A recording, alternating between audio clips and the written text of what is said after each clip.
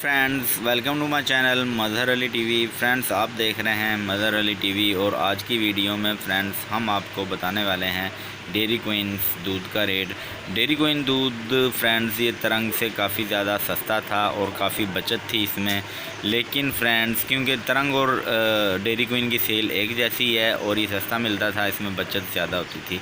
लेकिन अब तरंग फ्रेंड्स 570 रुपये का मिल रहा है। तरंग 570 रुपये का मिल रहा है, 600 सेल है, और डेयरी क्वीन 590 रुपये का मिल रहा है। और मैं फ़िलहाल इसको 600 सेल ही कर रहा हूँ, यानी कि 25 रुपये का एक दे रहा हूँ और 24 पैकेट होते हैं एक डब्बे में। लेकिन काफ़ी दुकानदार कुछ 27 रुपये का दे रहे हैं, कोई 30 रुपये का दे रहे हैं।